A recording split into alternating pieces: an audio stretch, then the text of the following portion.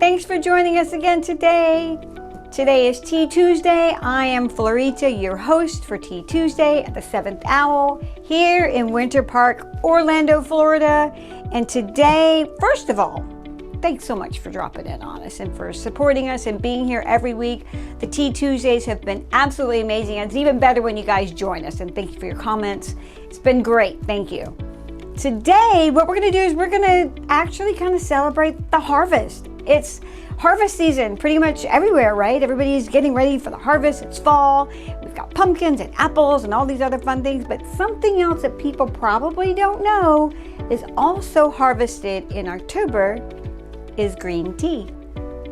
So today we're going to enjoy some green tea harvested in October, which is really, it's the third harvest. So let me just show you first here. What we have is, this is a Gyokuro. And this right here, this is a very high quality tea. The Gyokuro really is harvested in the winter months, which is in the spring, from February to about the end of June. And it's shaded, it's got a shaded method, so it's very high quality. And they also grind that for your matchas. So a very good quality matcha is going to come from your first harvest. And then you've got your summer, which is very hot here in Orlando. My goodness, it's hot most of the year, all year round.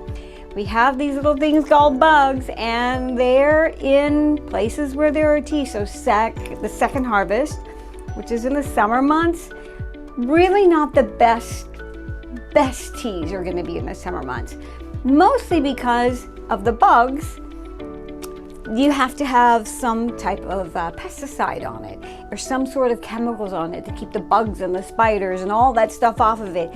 We really don't like that on our tea leaves. So while there are some good teas, second harvest in the summer months, we really like to go ahead and hop on over to the fall harvest, which is where we've got the third harvest in October, which is now harvest season. So this is Essentia green tea, and it takes full sun. So it goes through a process too of where it's steamed, and then there's a drying, crumbling, and then they shape it. Whereas in the matcha, it's ground right after they dry it. So it's all ground up. So what we're going to do is we're going to show you the difference between these two teas.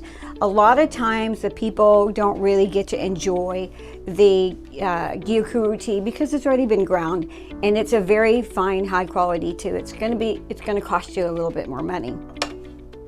Now this tea, because it's so delicate, we don't brew it at a very high temperature, and we don't brew it for very long. So I'm going to use the Gaiwan this time, and we have the hot water is only at 175 degrees Fahrenheit. And I'm not going to use very much of it, and it's not going to brew for very long. So here is what it looks like. And then we're just going to let that sit. It doesn't take for very long. We're just going to kind of mix that very, very gently. And it's going to have kind of a little bit of a sweet, earthy flavor, very, very slight sweet, earthy flavor. Not very long. You see, I didn't even set the timer this time because we're not going 2 or 3 minutes. Usually I lose track and I start talking. I'm like, I don't know how long it's been, but this time we're going to go like right under a minute. And then we're just going to pour this right into, pour that right into here.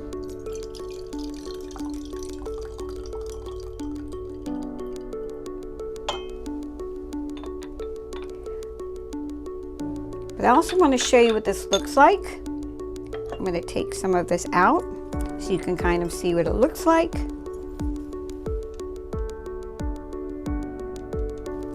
And has a very, very bright green color. Okay, so, and here is the tea. Gonna pour that right in here so you can see what that looks like.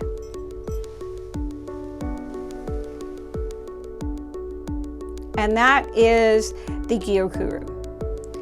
So what I'm going to do is we're going to put this aside, and then we're going to clean it up a little bit, and I'm going to do the Sencha green tea so you can see what that looks like as well. So we'll be right back.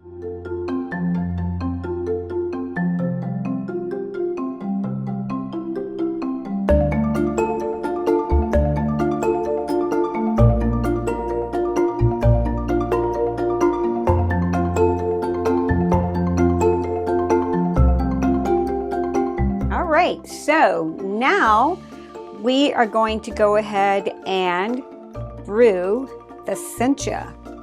So again, we really don't need a lot of this, and it's not going to really be a very high temperature.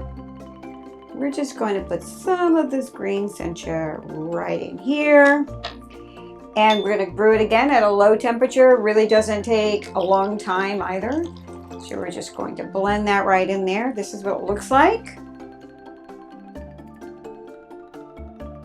You see the tea leaves are starting to open up a little. It's going to taste a little bit more earthy than the Gyokuro. I'll let that just kind of brew in there just a little while. Is this a cute little thing with the little blossoms on it? I love that. Doesn't take very long. Probably add a little bit more water. Oh wow, look at the leaves really opening up on it now. Isn't that just so lovely? Opening up so nicely.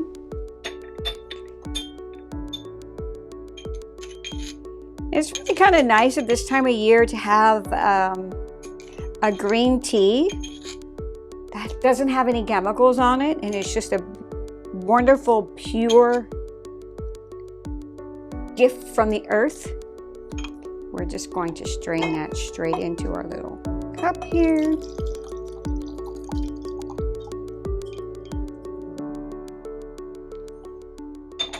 And I'm actually going to pour it right into here.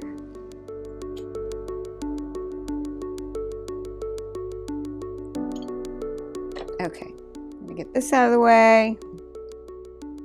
So this one is the Sencha.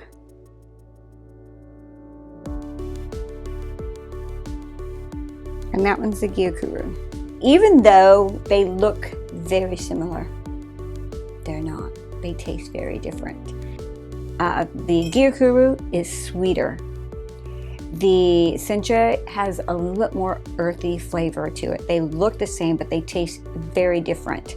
And so one of the things that you really have to appreciate from a really good tea is when you have that very distinct taste and the aroma from the tea leaves themselves, to where they give you that characteristic of where they've come from and the effort that the farmers have put into it. Because it's harvest season now. They've put a lot of time in it, and they've survived through the summer.